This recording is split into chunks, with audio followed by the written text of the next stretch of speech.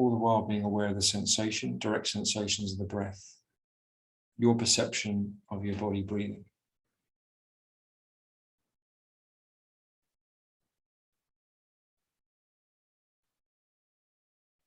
Now we're going to move into the third part of the three-part breath, which is where we draw the breath all the way up to the lower part of the clavicle area, collarbones.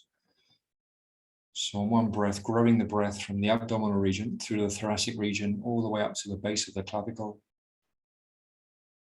And like a glass, emptying out from the top to the bottom, breathing out from beneath the clavicle all the way down to the root base of the abdomen again.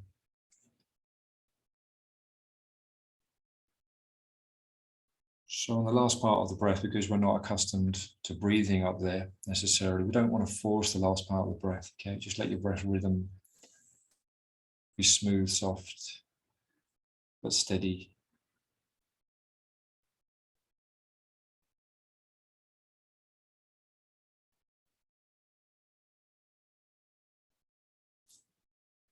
It's like the wave coming in on the shore. That's the image. Wave comes in, wave goes out.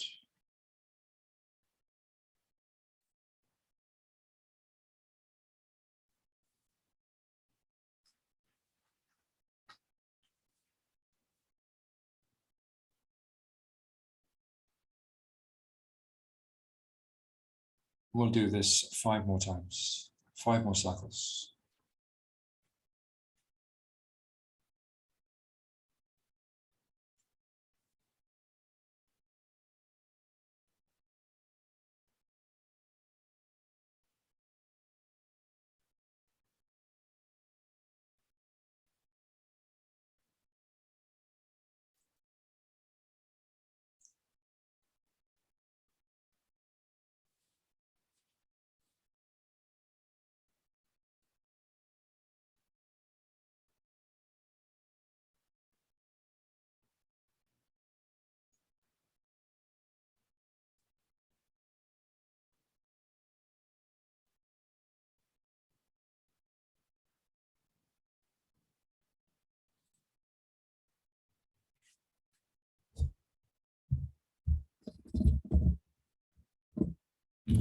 Just appreciating this breath, the energy that it gives us, a sense of lightness that can come out of the breath, as well as calming down the system.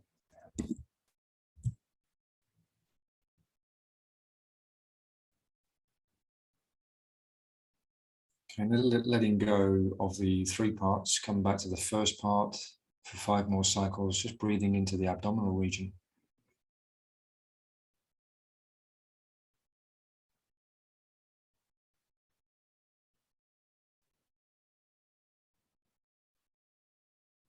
Try to keep a very close sense of attention to the breath.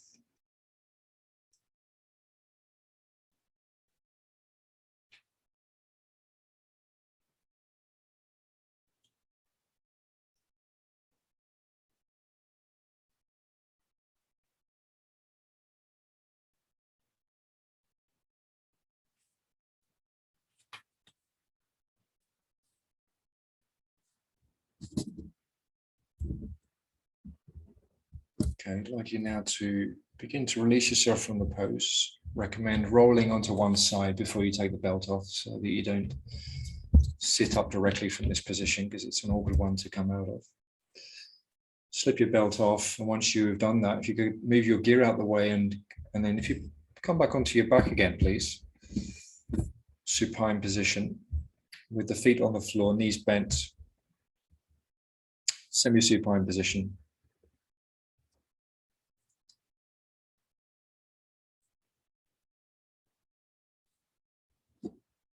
Okay, and once you're on the ground, extend your arms out to the side at the height of the shoulders, palms of the hands facing downwards. Here's where we need to make more room in the space we're in. Keeping the knees gently pressed together, you're going to lift the pelvis. So I'm just going to talk through these first few poses. Lift the pelvis and shift the pelvis to the left. So we lift the pelvis to the left and then let the knees roll to the right side, grounding the shoulder area, thoracic area firmly to the floor. Turning your gaze in the opposite direction.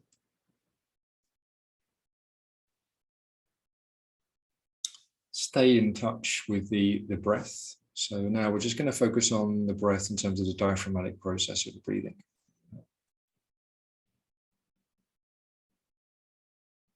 In the next few minutes, we're going to try not to let our attention drift from the breath. Okay.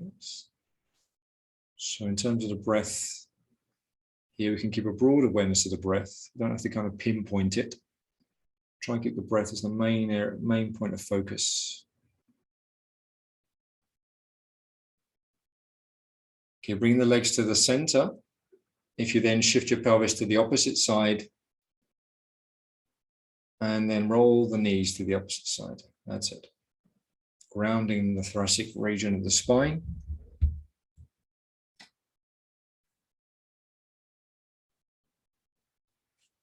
Thighs pressing gently together. We just want to keep the legs matching for now. Grounding the shoulder blades, turning the gaze to the opposite direction of the knees. If you've got space in your neck.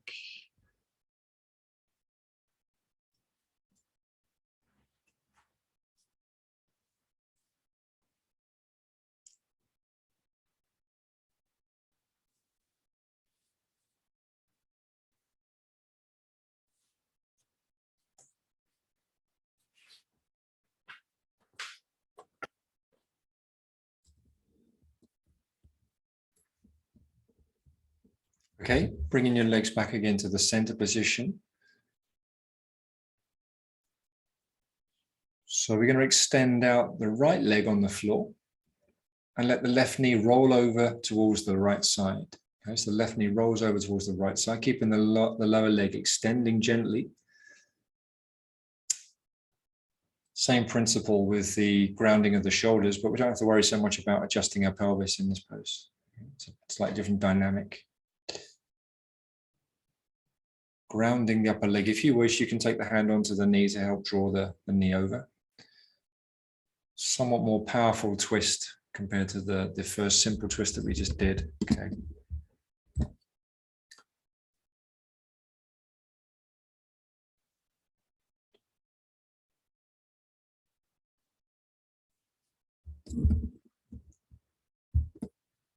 Aware of the bodily sensations. So when we start off doing the practice, often we can first contact some unpleasant sensations, depending upon what we've been doing throughout the day with our body. So as the body's loosening up, soft tissue, connective tissue, ligaments, there can be some sort of appearance of unpleasant sensation. Just be aware of what's going on in the part of the body you're working in.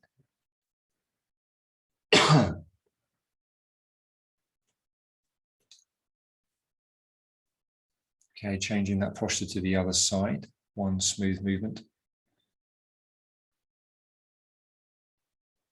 Straightening the opposite leg, knee rolls over to the other side.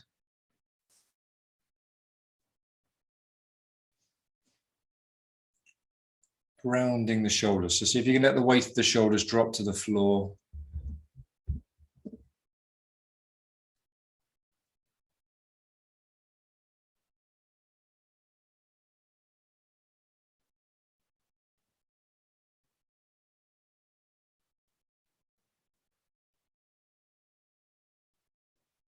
Each out breath, see if you can bring a little bit more rest and relaxation through the spine.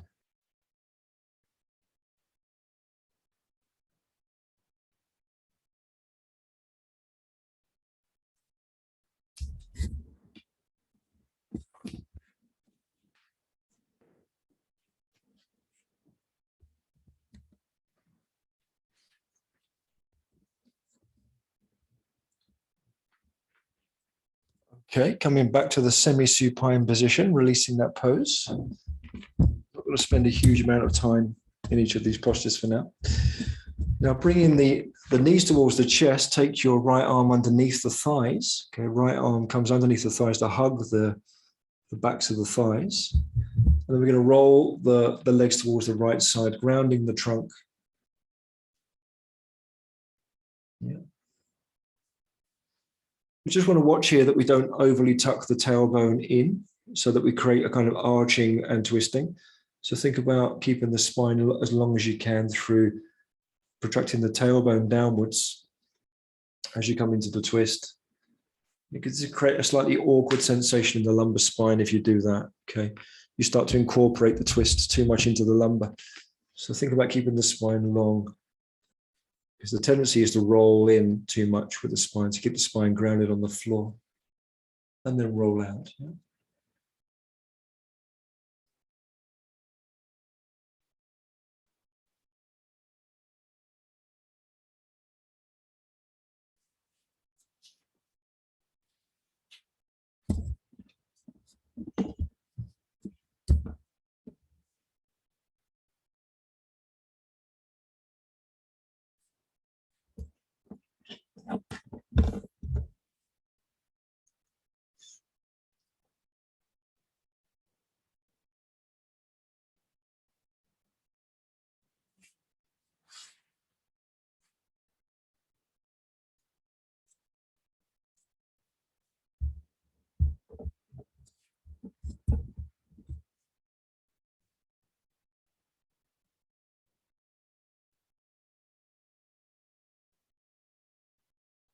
Okay, lifting back to the center, one smooth transition to the other side.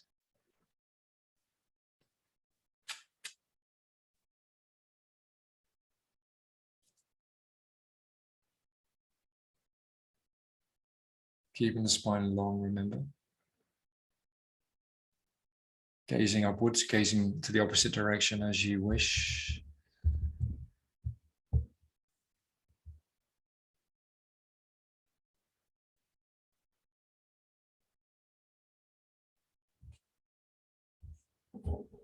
Five more breaths.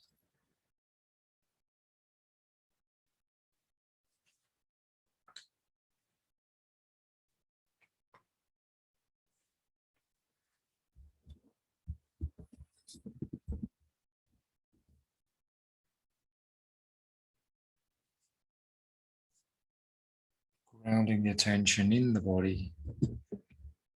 Just this experience, okay, just this experience as it's unfolding.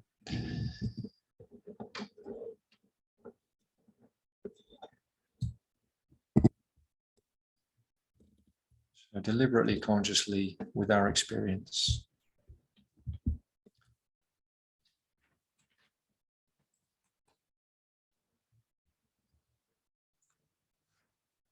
Okay, rolling back to center. I'd like you now to come into what we call the baby pose. So broadening the knees and taking hold of the big toes. Keeping the spine on the floor. So be careful not to lift up the tailbone to compensate for lack of length in the arms, for example. Okay, so grounding the spine. First of all, opening the legs. So widening the thighs and the feet, and then extending gently upwards to the extent that you can do that. Okay, so straightening out the legs to the extent that you're able to do that. If you can't fully straighten the legs, well, to the extent that you can do it. And then widening further the space between the feet. Again, to the extent that you can do that.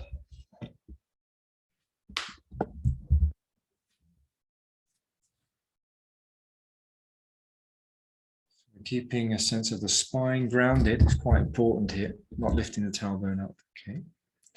So that we focus the work in the pelvis. Broadening and widening and lengthening. Spine lengthening in response to the lengthening in the legs. And hold the pose for 5 more breaths. Okay, good.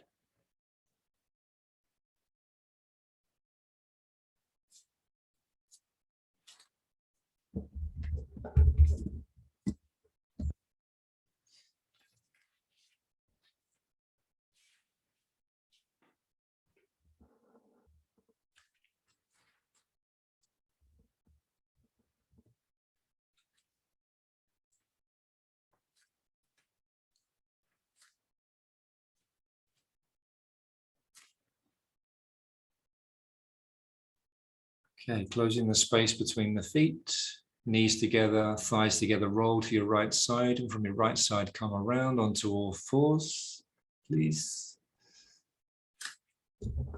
move into the next phase of the practice.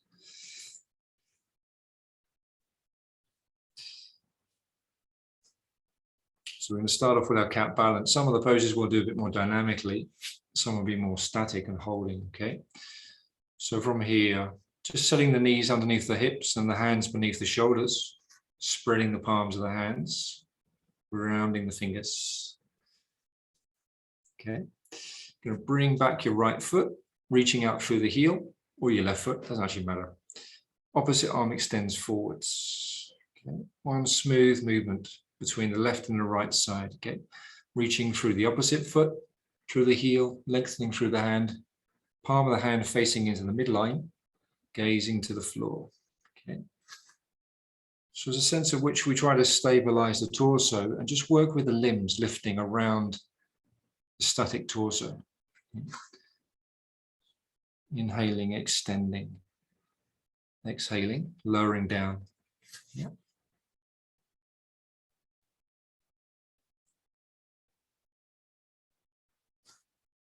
Okay. Torso stays fairly static, spine in its natural state, not trying to overly emphasize one curve or another. Reaching out through the limbs, through the trunk, to the periphery of the body. On the in-breath.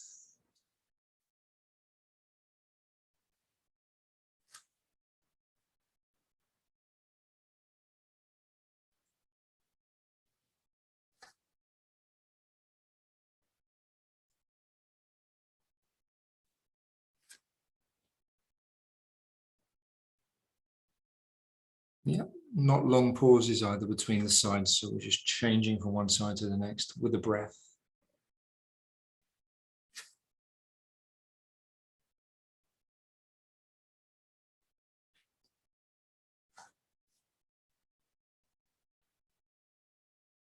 Good. Okay, next time you extend one and the other limb, maintain the pose, 5 breaths. So keep lifting both the arm and the leg. Pelvis and trunk stay fairly stable here. Spine lengthening. Explore this lengthening process in the pose.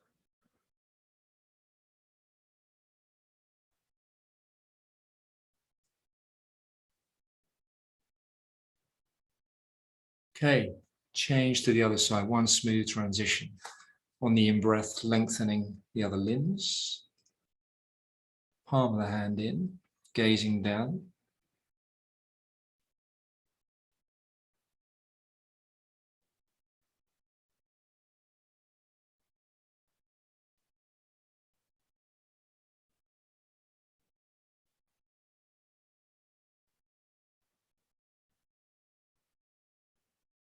Okay, come back again to all fours for a moment. 4 times, we're just going to release the spine upwards in the cat-cow pose. So lifting up, releasing down.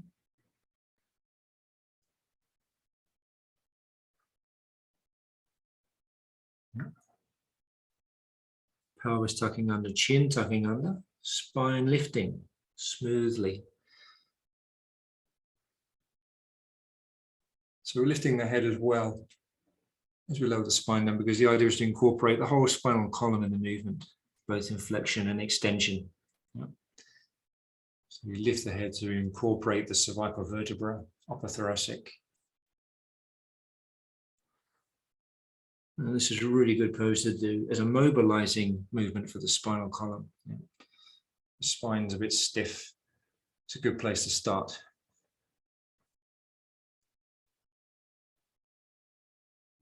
Okay, now we're going to bring the spine to neutral. Right hand comes underneath the left arm. Going to go into the quarter dog pose. Palm of the hand facing up. Lower the body down. Come onto your right shoulder. Left hand supporting, remember? Quite like this left hand to be supporting the pose here.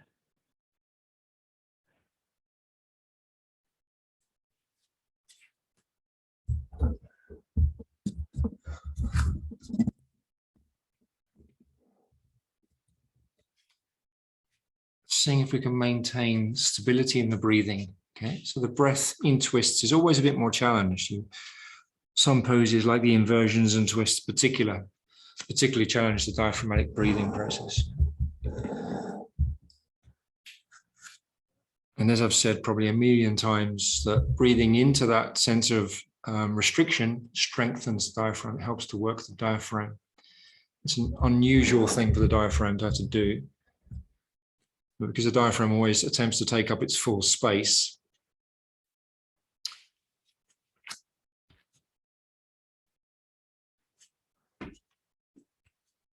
it creates a certain activity in different parts of the diaphragmatic muscle.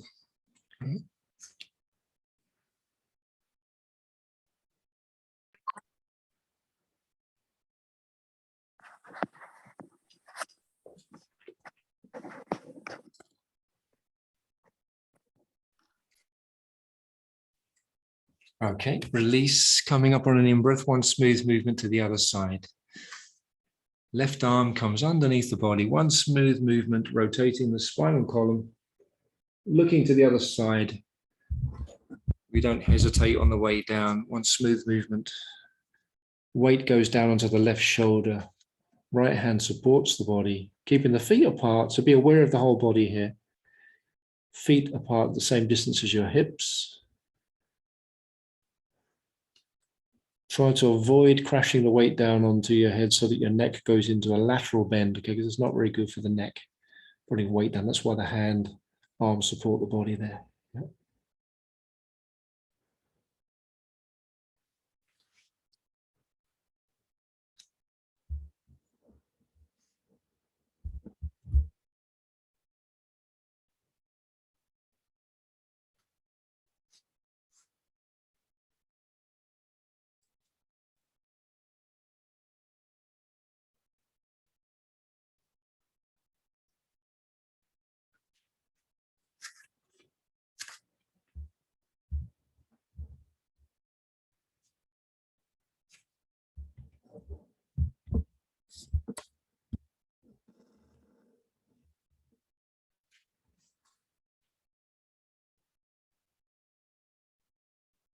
Okay, releasing yourself out of the pose, come back to your neutral, all fours position.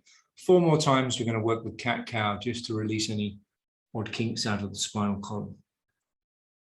So lifting, incorporating the movement into the whole of the spinal column.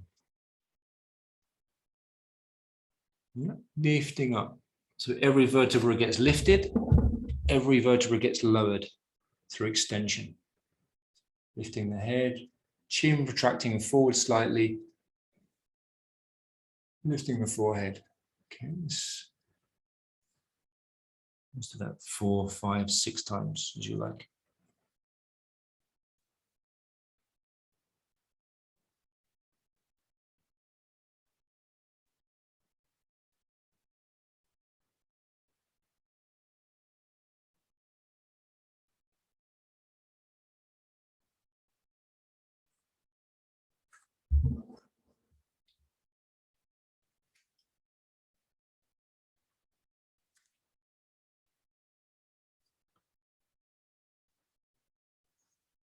Okay, from there, we're going to lift up our right foot and step our right foot forwards, coming into basic classical lunge pose for a moment. With the fingertips down, hands on a block, or if you've got long enough arms, you're one of those fortunate people, got long enough arms to be able to get the palms down on the floor. And you do that, okay? So we have the right foot forwards, yeah?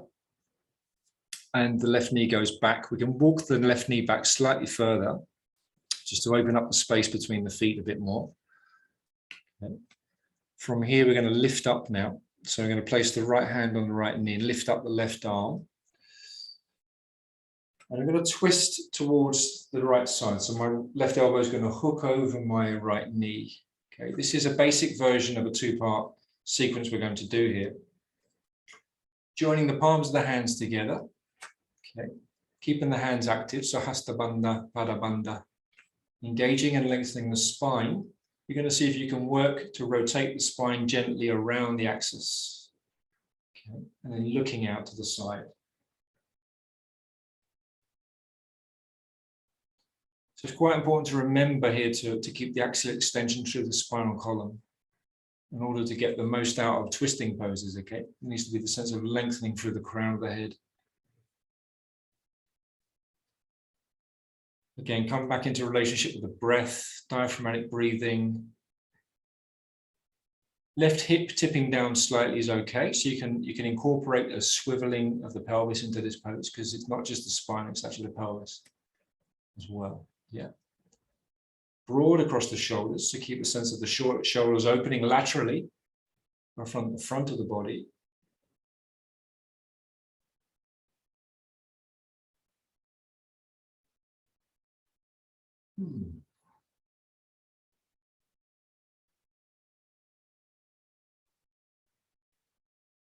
Okay, and looking to the front again, release the hands.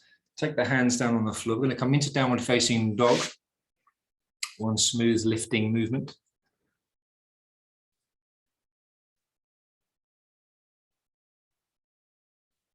Shifting the weight forwards, step your opposite foot, so left foot comes forwards now as you lower the right knee down. Right arm comes up on an in-breath. On an out-breath, turning to the left side, okay? So all the while that I'm doing this, I'm at no point am I flexing the spine to come into the posture. I want to keep the spine long, chest open, broad across the shoulders, okay? So we lift up, hand comes down, elbow hooks onto the knee. Join the palms of the hands together, keeping a sense of Hasta Bandha alive in the hands, broad hands, okay? Lengthening the spine and turning the head to where you want to turn the head. I mean, I tend to look out. Some people like to look up, look down. It's up to you.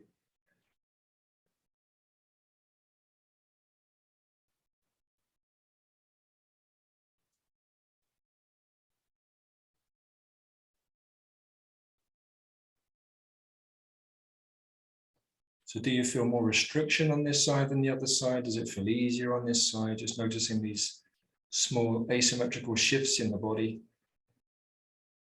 Does the breath work easier on this side compared to the other side or not? Just making note of what you find in the practice.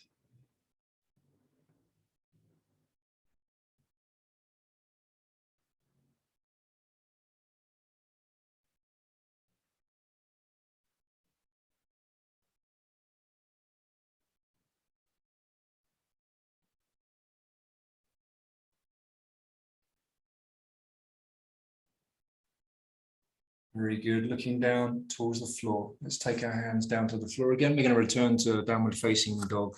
Just as a transition, lifting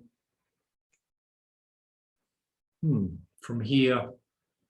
We're going to step the right foot forwards again, this time coming into high lunge. High lunge means the back knee is lifted off the floor. Keep a sense of awareness in the back leg extending to the heel, so the back leg is active throughout the whole sequence here. Quite important to not disengage with the back leg. Often the attention comes all the way into the front part of the body and the front leg, but keep the attention in the back leg as well. Okay, right hand on the right knee. I'm going to lift up on an in-breath.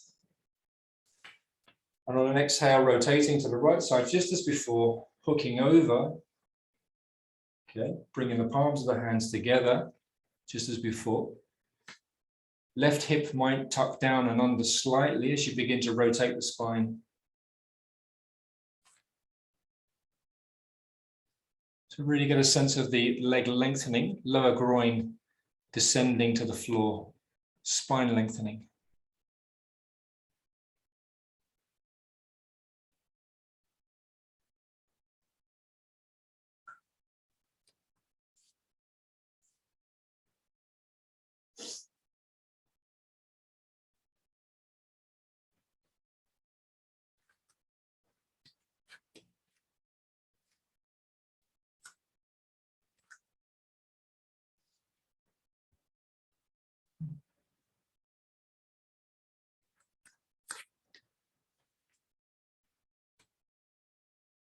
Okay, we're going to lower our back knee down to the floor. Okay, take the hands down to the floor. So back knee down first and then hands down onto the floor. Downward facing dog. Just as a transition, bringing the left foot forwards. Right hand on the floor to start with. Okay. Re-clarifying the length, axial lengthening in the spine again. Then raise up the right arm. Exhale, extending through the trunk, hook the elbow over. Okay. And then keep the energy flowing through the back leg. It's quite important, otherwise we sort of lose our balance and get tired really quickly in the pose. So keep the leg active here, extending backwards, grounding the awareness in the breath. Okay. Palms come together, hasta bandha in the hands. The neck and the head are an extension of the spine, so lengthening through the crown of the head. Rotating.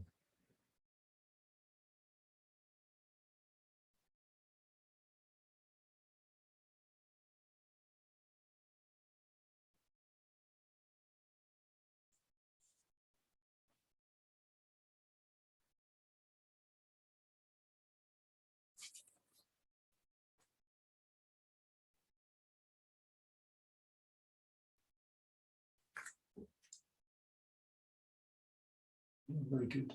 Okay. It's a demanding pose. I know it's a demanding pose. It's not a beginner's pose. Okay, bringing the right knee down. Place your hands on the floor. Come back again to a downward facing dog. This time we'll stay in downward facing dog for 10 breaths.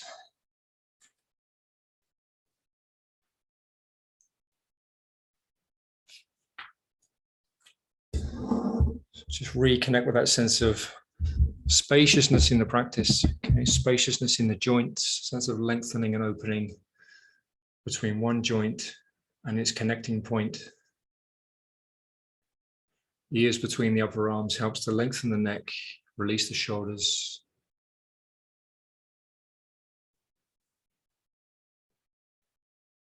And the intention to ground the heels towards the floor, towards the floor.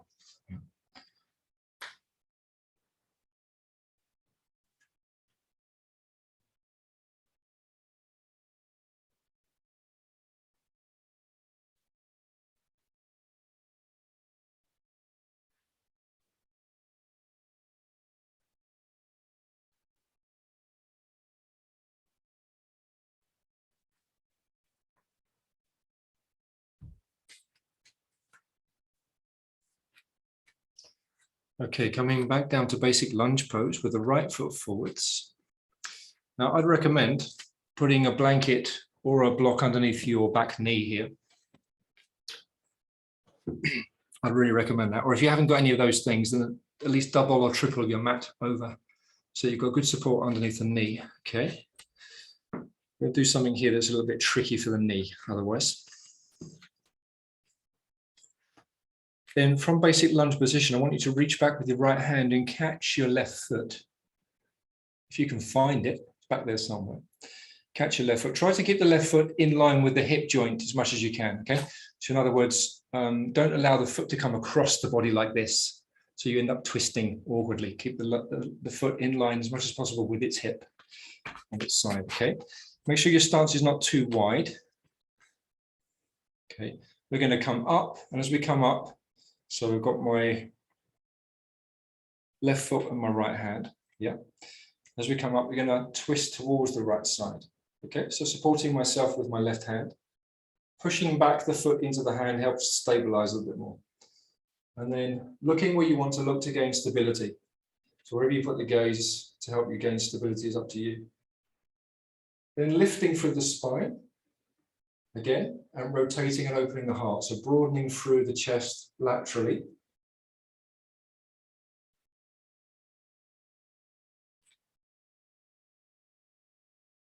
Gentle pressure, pushing the foot back into the hand, okay? Keeping the foot in line with its hip.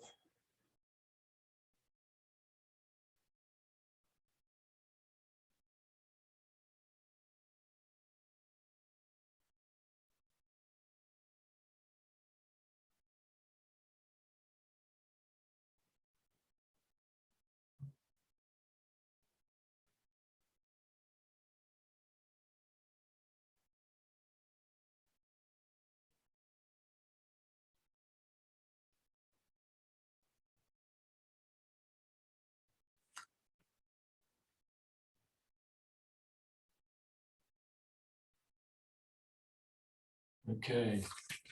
Slowly turning forwards, placing the hand down, releasing the back foot. It's a lovely pose, but it's difficult to get in and out of. Back to downward facing dog, just as a transition.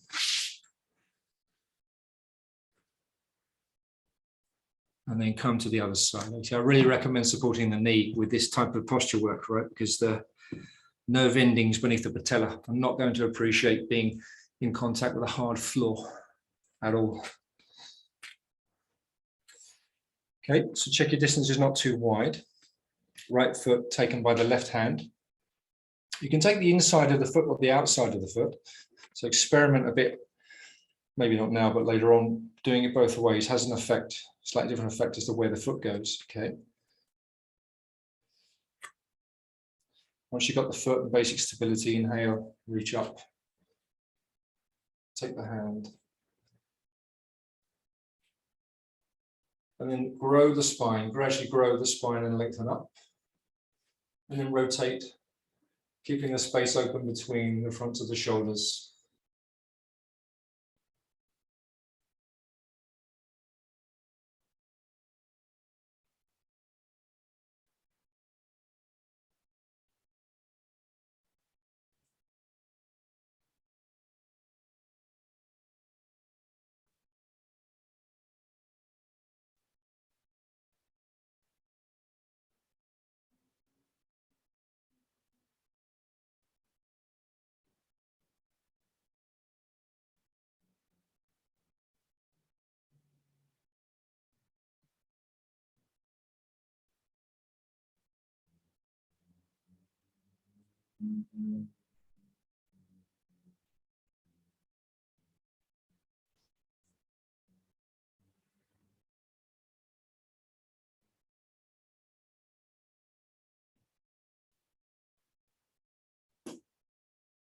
Okay, you're going to release the cells from that side. It's a great pose, isn't it? I really like doing that practice. It feels very kind of counterintuitive. Okay, coming back into downward facing dog once again. From downward facing dog, we're going to step our left foot forwards, coming into high lunge again. This time grounding the hand down on the floor beneath the shoulder. So right hand beneath the right shoulder. Same setup in terms of lengthening the spine, keeping the back leg active. And then we're going to rotate from here. Okay. This time there's less swiveling with the pelvis. There might be a bit, but not as much as before. Okay. And then you can either extend the hand above you if you want, or keep the hand resting on the sacrum as you like. Okay. One of two or three possibilities. I'm trying to keep everything very focused in the midline of the body so that we're not spilling out one way or the other, keeping the whole posture in line for our mat.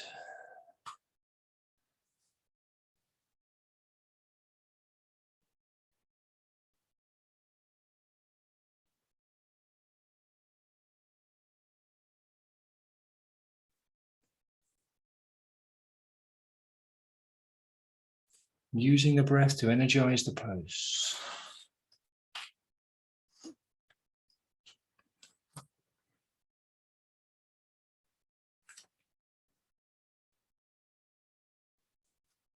Turning and twisting back towards the floor, both hands down, step back into downward facing dog, just as a transition. And then bring the other foot forwards. It's quite demanding work, but also strengthening work into the hip joint. Left hand down like a pillar, supporting the trunk. You can also use a block here. Some people prefer to come higher up. Okay, I haven't got one here, but I don't tend to need one, but some people might do if their arms are a bit shorter. All right, lengthening, twisting, one smooth movement into the pose. Free of hesitation.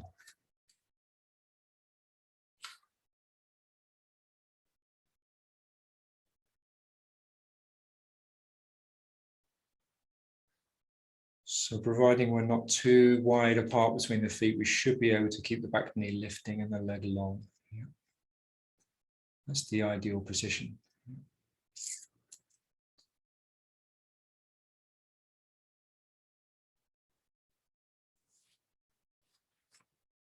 So.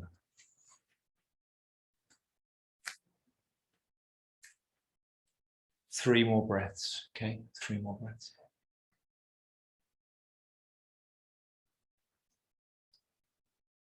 So, coming out of the pose, turn the trunk to face the floor again. Okay, we're going to walk the hands and the feet to face the long edge of the mat on the other side. So we're coming straight round to the setup for Prasarita Padottanasana. Like that. Okay. Wide foot, forward bend pose, in other words. So we're coming straight into wide bend, forward bend, wide foot, forward bend. And then we're going to go into the twisting variation of the pose. And we'll do this dynamically. Okay, so I'll just let you work with this for a while. So grounding the feet, spreading and opening through the back of the pelvis, taking the hand down. So I tend to take the hand down just beneath the chest, underneath the chest on the floor, and then rotate, pelvis and spine rotating.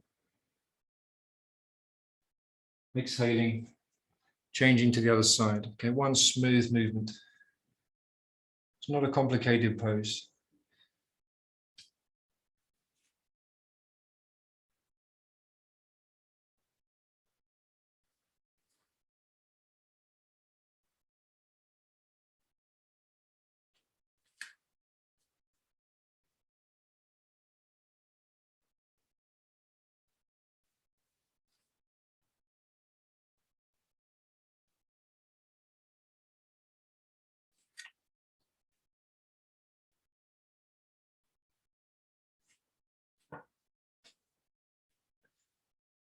So now we might be able to feel that sense of stability in the pelvis that the lunge poses have given us. Right?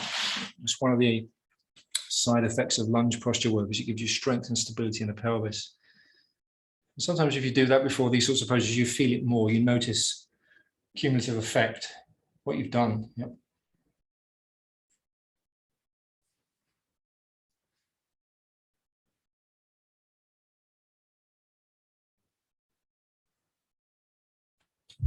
Okay, let's bring the hands beneath the shoulders. We'll take a more classical variation now of a forward bend from here. So just re-emphasize broadening through the back of the pelvis, pressing down through the feet.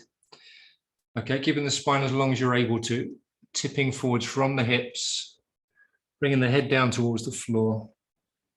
Hands coming in and back.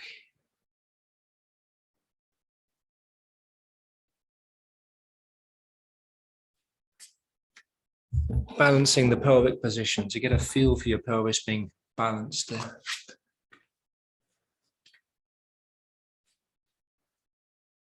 Keeping the legs active. Encouraging a resting through the trunk, activity through the legs, but resting through the trunk.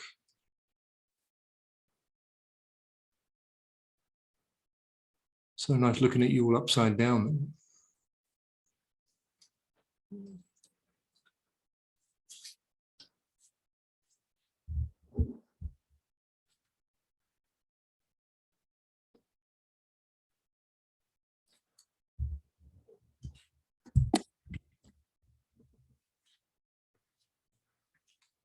Okay, we're going to bring the hands and we're going to turn ourselves to face the front short edge of the mat. Okay, turning the foot around as well. So we're coming in and out of poses here in a slightly unconventional way. All right. And then I want you to set up so that you've got the right foot forward, left foot back, left foot turned in 45 degrees. Okay. We're going to come into basic warrior here. Okay, pressing down through the front foot, bend the front knee.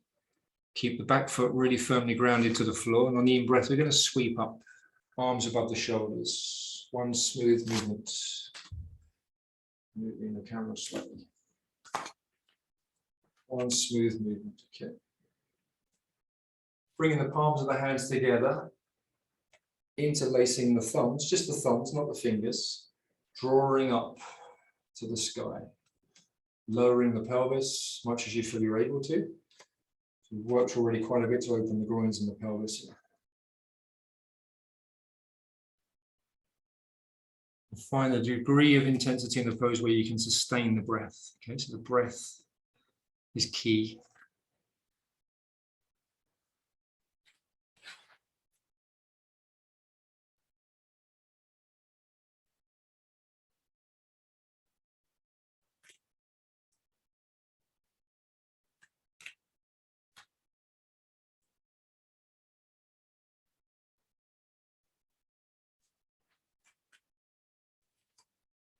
Okay, straighten your front leg. Bring your back foot in forward slightly, step forwards, and then change to the other side. From standing, stepping your opposite foot back here. Okay. And then entering the pose smoothly, one smooth transition. Lifting up, keeping the back leg active. Okay. We want to emphasize the energy through the back leg in the pose. The back leg in the pose is somewhat more important than the front leg. The attention goes out the back leg very quickly. The strength comes out of the back leg pressing into the floor.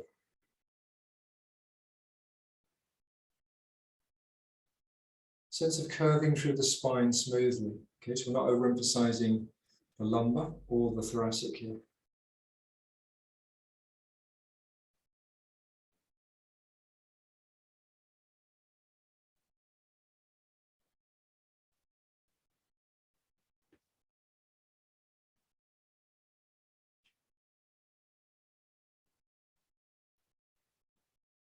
Exhaling, taking the hands all the way down to the floor. You'll step the front foot back into downward facing dog one last time.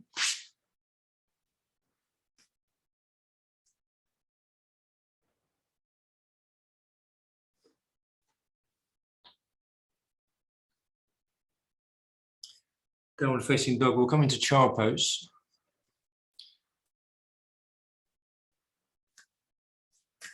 One variation or another, whichever variation you want to take.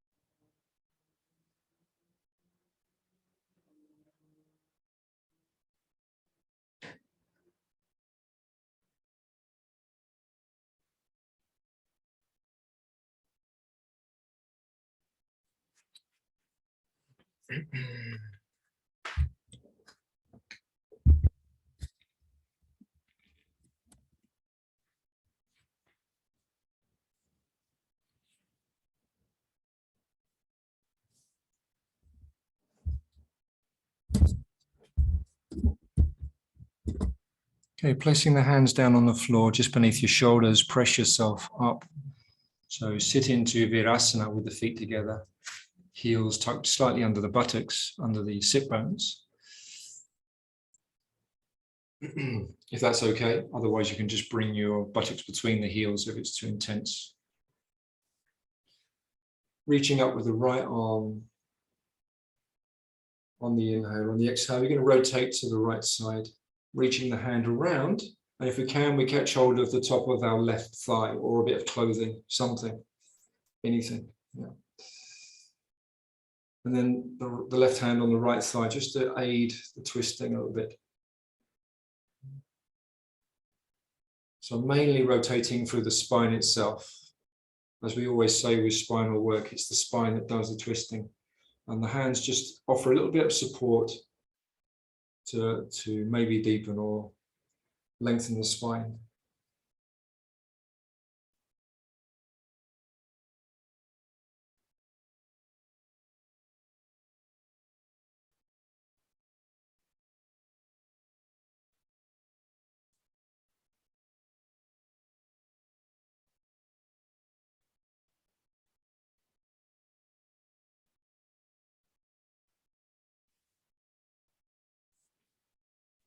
Coming back to a sense of presence, of immediate experience in the pose, whatever that is. Keeping a broad focus as well on your state of mind, just your mood within the practice. Change to the other side from the center. One smooth movement to the left side.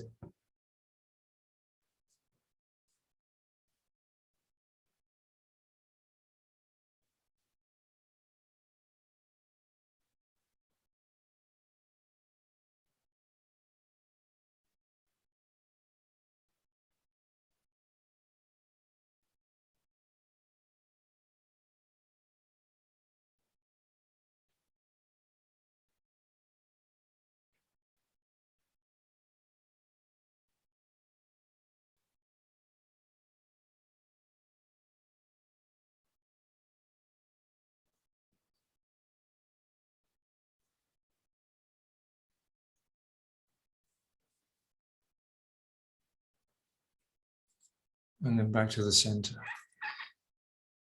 So I'd like to ask you to do an inversion pose, but if you don't really want to do the shoulder stand, if you haven't got the gear, or you don't fully want to do that for whatever reason, that's fine. But if you could do some kind of inversion for 5 minutes, okay? And I'm just going to let you practice that at will. I'm not going to instruct. So it could be as simple as going to the wall and taking your legs up against the wall if you want to do that, okay? Or if you want to do a full-blown shoulder stand with blocks and supports, you're free to do that as well. But some inversion practice. Or even just supporting the pelvis with blocks and raising the legs in the room if you've got enough blocks, okay? So I'm going to give you about 5 minutes to practice there, okay? And I'll just be here.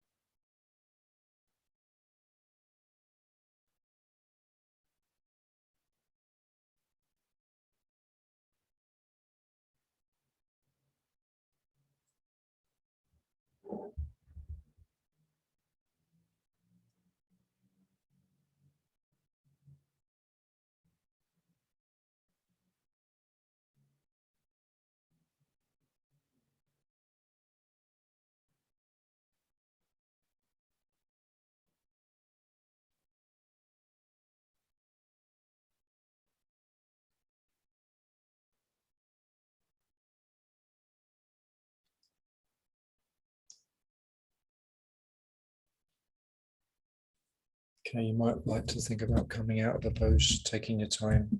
If you've done full shoulder stand, you might like to do a counter pose. At least rest on the floor and semi-supine for a moment just to free the neck. Just arrive gradually into semi-supine position.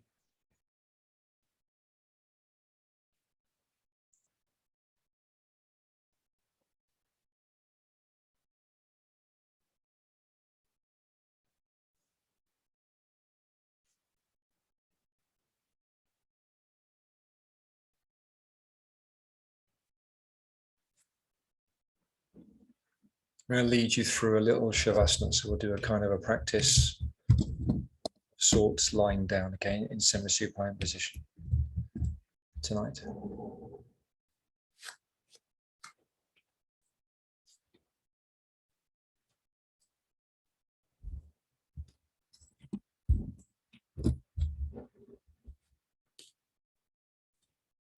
Yeah, or if semi-supine really doesn't work, then please feel free to take shavasana as well, but semi-supine has a little bit more of a stimulating effect. So just take the time now to let go. We've made the effort in the practice. We're gonna now make less effort. First of all, giving up the weight of the body to the ground beneath you.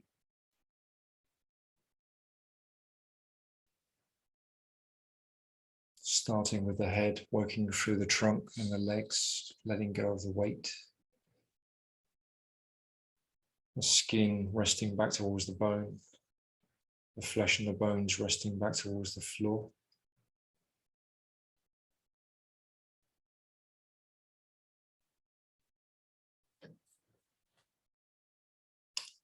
The internal organs resting towards the back of the body, the heart and the brain.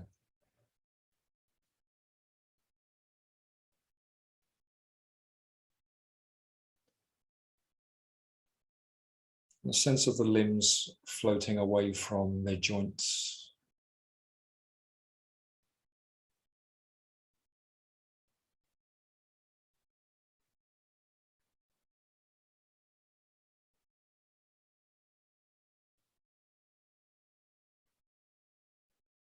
The eyes resting towards the back of the head and the inner ear resting towards the center of the head. A sense of withdrawing from the senses. My voice is just there in the background, but you're not paying strong attention to what I'm saying necessarily. Just resting in the immediate awareness of your bodily experience. Let go of any attempt to breathe in any particular way. Let the body breathe as it needs to.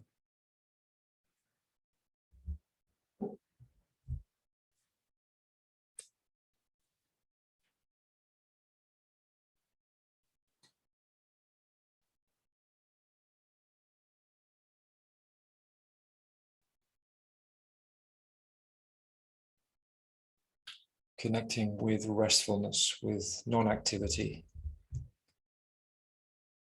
And let this be as much mental as it is physical. So looking for a sense of the space between mental activity, between thoughts. There is space there. Okay? It looks like it's all one continuous thing, but if you look closely, you'll find gaps and spaces.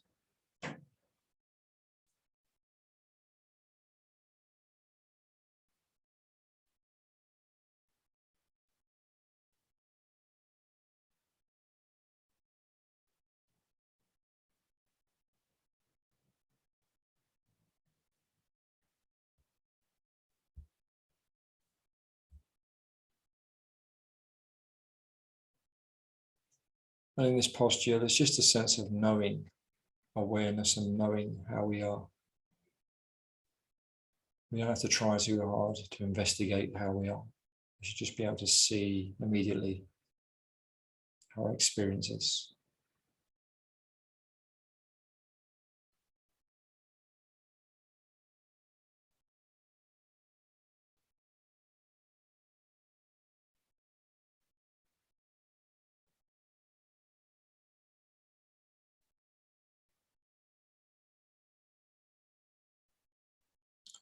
Just continue to find a sense of letting go through the body as much as you can in the session without making it an arduous exercise.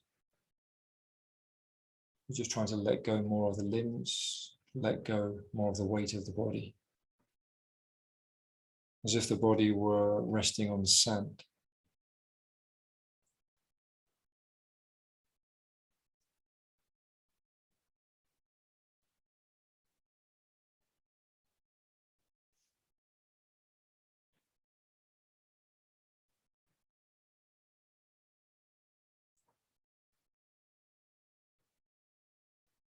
We can imagine that the earth element of the body becomes lighter and more dispersed, and begins to dissolve into the water element of the body.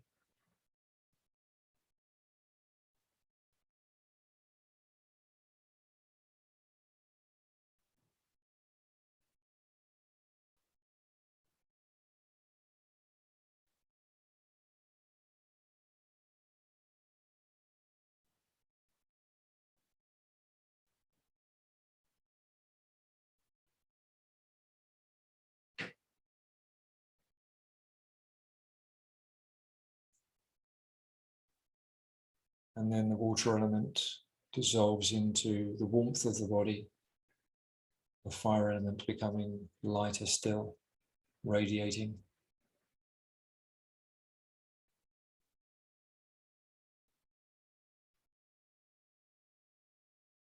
The energy is less dense, is less static.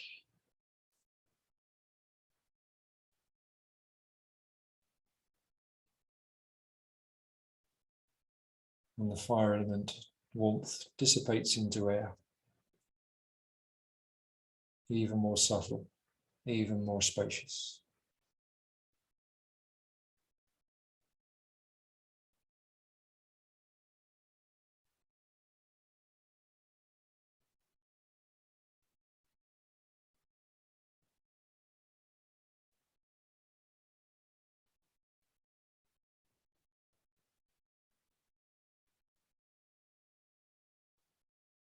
And then space. Everything dissolves back into space.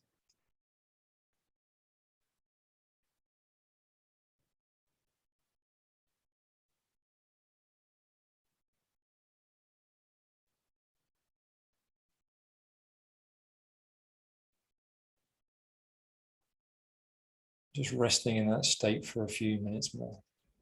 Not trying to do anything, not trying to do anything.